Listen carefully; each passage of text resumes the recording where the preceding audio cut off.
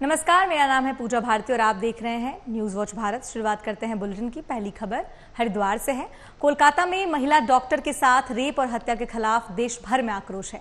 बता दें कि हरिद्वार के SMJN PG कॉलेज के छात्र छात्राओं ने आज पैदल मार्च निकालकर पश्चिम बंगाल सरकार के खिलाफ नारेबाजी की और पीड़िता के लिए न्याय की मांग की है। छात्रों ने कहा कि महिला डॉक्टर के साथ ऐसा अपराध चिंता का विषय है। पीड़िता को जल्द न्याय मिलना चाहिए। मार्च में कॉलेज के शिक्षक और चेयरमैन महंत रविंद्र पुरी भी शामिल हुए और उन्होंने क्या कुछ कहा है, सुनिए।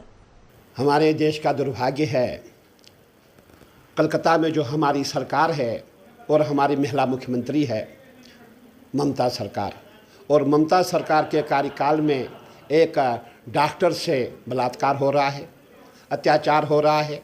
आपने देखा होगा ममता सरकार में कलकत्ता में जब भी आप देखो हिंदू के साथ हमेशा अत्याचार हुआ है। जब भी हमारे हिंदू फेस्टिवल होते हैं उस समय भी जितने हिंदू हमारे वहाँ रहते हैं उनका शोषण होता है, उनका विरोध किया जाता है, उनको मारा जाता है, उनको पीटा जाता है। तो मैं यही कहना चाहूँगा, आज इतनी बड़ी दुर्घटना जो घटी हुई है, ऐसी की घटना इस समय पूरे देश, जितने हमारे कॉलेज है, जितने स्कूल है, पूरा भारत इस समय आक्रोशित है कि बंगाल में जो हुआ है, जो एक डॉक्टर के साथ हुआ है, उसके साथ बलात्कार हुआ है, उनके साथ न्याय नहीं मिला। तो हमने वही कहा है, वी वांट जस्टिस। आज हमारे कॉलेज में कार्यक्रम था, उनको हमने श्रद्धांजलि दी है और हमने यही कहा है कि ममता सरकार को बर्खास्त किया जाए, क्योंकि ये हिंदू विरोधी सरकार है, ये हिंदुओं के विरोध में चलती है। और आप देखिए, जो व्यक्ति जिसने वो संजय राव नाम का व्यक्ति, मैं पूछना चाहता हूँ वो कौन था, उसकी हैसियत क्या थी, उसने एक डॉक्टर के साथ बलात्कार कैसे किया, वो क्या था। आप देखिए, वो सरकारी गुंडा था, सरकार का व्यक्ति था। भाई एक व्यक्ति जो कुछ भी नहीं है, जब हमने समाचार में सुना बलात्कारी कौन है, बोले कोई संजय राव है। संजय राव क्या है, वो कुछ भी नहीं है। जबरदस्ती का एक व्यक्ति, जबरदस्ती का एम्प्लॉय है। उस एम्प्लॉय की इतनी हिम्मत है, वो मेडिकल कॉलेज में जाकर के मेडिकल कॉलेज में दादागिरी कर रहा है। ये कैसी सरकार है। हम चाहते हैं ऐसी सरकार को तुरंत बर्खास्त किया जाए। खबर हरिद्वार से है, जहां कोतवाली रानीपुर पुलिस ने उप जिलाधिकारी हरिद्वार के आदेश पर 16 अगस्त 2024 को कई सालों से लावारिश और MV एक्ट के तहत सीज किए कुल 33 वाहनों का निस्तारण किया। बता दें कि इनमें 2 ट्रक, 2 कार और 29 मोटरसाइकिल शामिल हैं।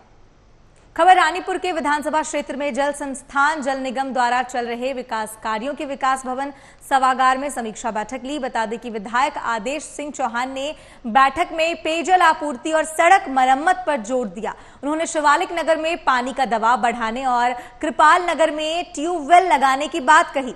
साथ ही उन्होंने जल जीवन मिशन के तहत खोदी गई सड़कों की मरम्मत और बरसात के दौरान प्राथमिकता के आधार पर सड़कें दुरुस्त करने के भी निर्देश दिए हैं। जिलाधिकारी ने संबंधित अधिकारियों को 1 सप्ताह के भीतर समस्याओं का समाधान सुनिश्चित करने के आदेश दिए हैं। भाजपा जिला कार्यालय रुड़की में पूर्व प्रधानमंत्री अटल बिहारी वाजपेयी की पुण्यतिथि पर श्रद्धांजलि सभा का आयोजन किया गया। इस अवसर पर रुड़की के कवियों ने अटल जी की कविताओं का गायन किया। भाजपा जिला अध्यक्ष शोभा राम प्रजापति ने अटल बिहारी वाजपेयी को श्रद्धांजलि अर्पित करते हुए उनकी महानता और देश के प्रति उनके योगदान की सराहना की। ओबीसी मोर्चा के प्रदेश अध्यक्ष राकेश गिरी ने अटल जी के समर्पण को सराहा, जबकि डॉक्टर अनिल शर्मा ने उनकी कविताओं की प्रेरणादायकता को प्रकाश डाला। कोलकाता के मेडिकल कॉलेज की जूनियर डॉक्टर के रेप और हत्या के मामले में SMJN PG कॉलेज हरिद्वार के छात्र छात्राओं ने रैली निकाली। SMJN कॉलेज के अध्यक्ष श्री महंत रविंद्र पुरी ने कहा कि यह घटना देश को हिला देने वाली है और नारी के प्रति इस तरह की घटनाएं अस्वीकार्य हैं। उन्होंने दोषियों की गिरफ्तारी में देरी को पश्चिम बंगाल सरकार की नाकामी बताया और मुख्यमंत्री से नैतिकता के आधार पर इस्तीफा देने की मांग की है। उन्होंने चेतावनी दी है कि अगर मुख्यमंत्री ने इस्तीफा नहीं दिया तो केंद्र सरकार को राज्य सरकार को बर्खास्त कर राष्ट्रपति शासन लागू करना चाहिए। आगे उन्होंने क्या कुछ कहा है, सुनिए। बहुत दुख का विषय है, कलकत्ता में हमारी ममता सरकार है और ममता सरकार में एक महिला डॉक्टर के साथ दुराचार हो रहा है, अत्याचार हो रहा है, बलात्कार हो रहा है। मैं समझता हूँ ऐसी सरकार को तुरंत बर्खास्त करना चाहिए। ममता सरकार को जो है सरकार में रहना अब उचित नहीं है। मैं सरकार से मांग करता हूँ, मैं केंद्र से मांग करता हूँ, उनको तुरंत जो है बर्खास्त किया जाए। आपने देखा होगा, जब हमारी जो जितने भी हमारे कलकत्ता में आप जितने भी हिंदुओं को आप देखोगे, कोई भी हिंदू वहाँ सुरक्षित नहीं है। जब से हमारी सरकार, ममता जी की सरकार वहाँ वहाँ है, तब से हिंदू वहाँ असुरक्षित है। और कोई भी हिंदू, जितने भी हिंदुओं को आप पूछेंगे, आप उनकी व्यथा सुनिए, आप उनको पूछे उनके क्या हाल है। इसीलिए मैं कहना चाहूँगा कि जो ये वाला कांड हुआ है, हमारी जब डॉक्टर वहाँ सेफ नहीं है तो वहाँ जनता कैसे सेफ हो सकती है। मैं यही कहना चाहूँगा कि उसके ऊपर तुरंत कार्रवाई हो और दूध का दूध और पानी का पानी साफ होना चाहिए। गुरुजी, आप में सुरक्षित नहीं है। ये जो है, आपने देखा होगा, जो हमारी ममता सरकार है, ये एकदम हिंदू विरोधी सरकार है, जो हमेशा हिंदू के विरोध में कार्य करती है। और जितने भी हिंदू हमारे वहाँ, वो कोई सुरक्षित नहीं है। इसीलिए ऐसी सरकार को बर्खास्त करना चाहिए। खबर जसपुर से है, जहां कोलकाता में महिला डॉक्टर के साथ रेप और हत्या की घटना के खिलाफ पूरे देश में आक्रोश फैल गया है। जसपुर में IMA के पदाधिकारी और सामाजिक कार्यकर्ताओं ने सामुदायिक स्वास्थ्य केंद्र से झंडा चौक तक कैंडल मार्च निकाला, जिसमें पश्चिम बंगाल सरकार के खिलाफ नारेबाजी की गई।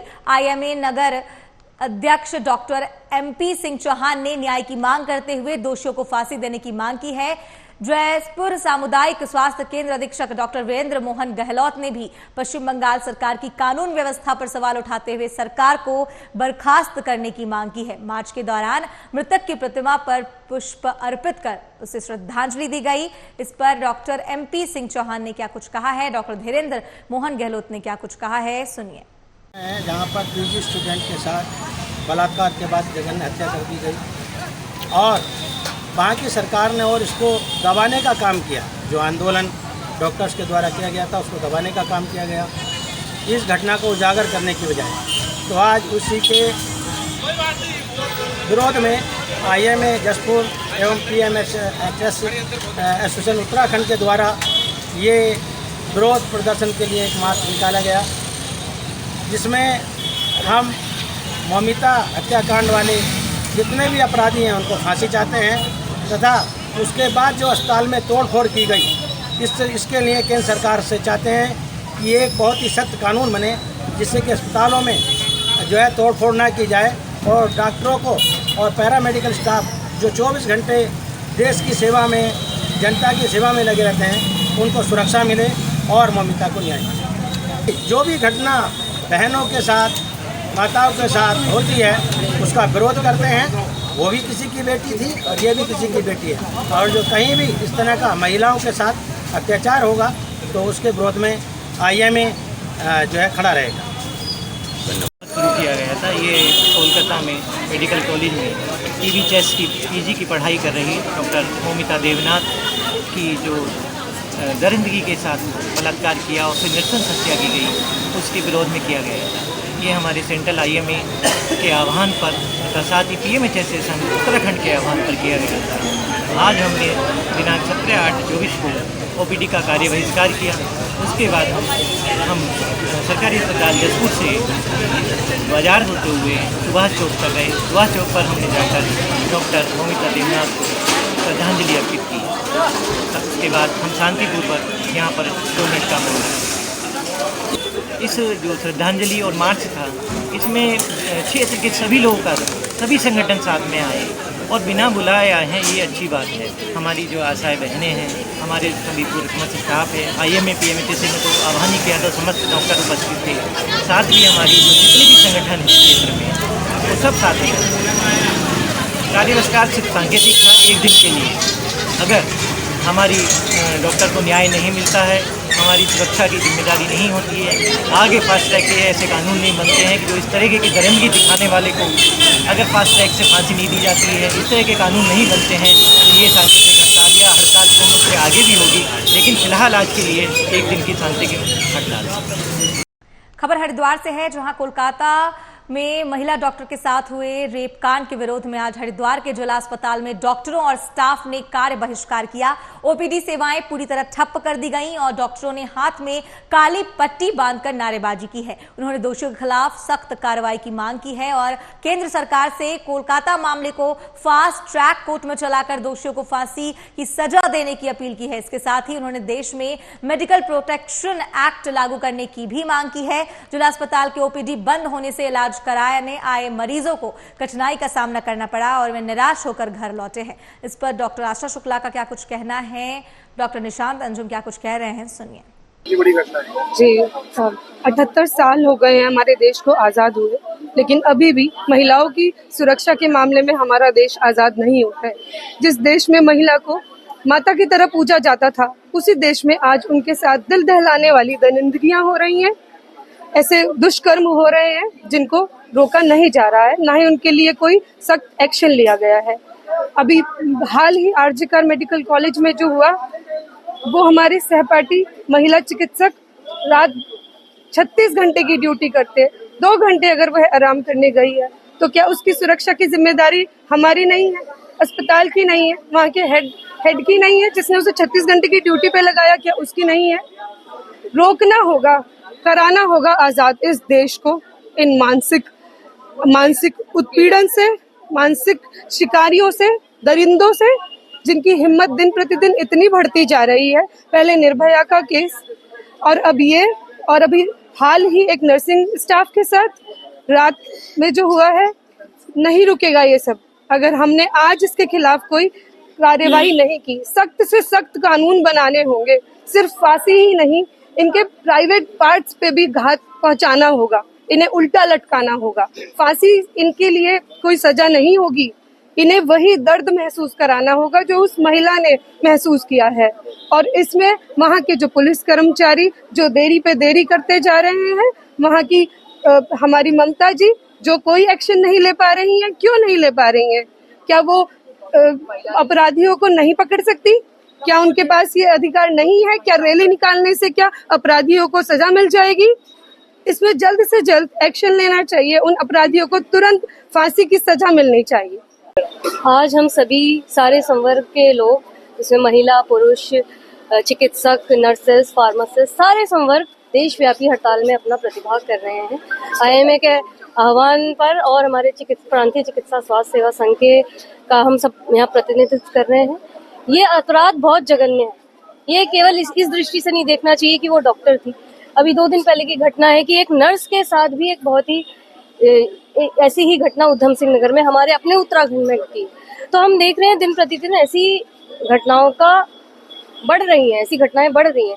तो इसमें भी विचार होना चाहिए कि क्यों, क्या ऐसा है कि भाई चिकित्सा क्षेत्र एक सॉफ्ट टारगेट है, यहाँ पर महिलाओं की बाहुल्यता है और ये केवल इकलौता ऐसा क्षेत्र है जहाँ पे 24 घंटे ड्यूटी में महिलाएं शामिल रहती हैं। रात्रि की सेवाओं में भी महिलाएं शामिल रहती हैं। वो अपने घर परिवार सब कुछ स्टेक पे रख के यहाँ ड्यूटी करने आती हैं, लोगों को चिकित्सा लाभ देने के लिए आती हैं। तो ऐसी दृष्टि में ये जरूरी है, ऐसे जरूरी है कि भाई वो अपने वर्क प्लेस पे सेफ होंगी तो सब बेहतर से बेहतर उपचार दे पाएंगी। जो मरीज आ रहे हैं स्वास्थ्य लाभ लेने के लिए, वो पहले से ही थोड़े से परेशान होते, तो अस्पतालों में अक्सर ऐसा माहौल रहता है कि भाई लड़ाई झगड़ों की स्थिति बनी रहती है, लेकिन उनमें महिलाओं की बाहुल्यता ज्यादा होती है पेशेंट को डील करने के लिए। तो सुरक्षा की दृष्टि से हमें सुरक्षा मिलनी चाहिए। कोलकाता रेप दोषियों को फांसी होनी ही चाहिए और ऐसी किसी भी घटना जो भी होती है वो फास्ट ट्रैक पे जानी ही चाहिए। और सब ऐसी कि हर घटना में एक नियम बन जाना चाहिए कि भाई इसको डिले ना करते हुए जल्द से जल्द कार्रवाई हो। मेडिकल प्रोटेक्शन एक्ट जो पहले पूर्व में बना हुआ है उसकी सख्ती से सख्ती लागू होना चाहिए। आज के बुलेटिन बस इतना ही। बाकी खबरों के लिए देखते रहिए न्यूज वॉच भारत। नमस्कार।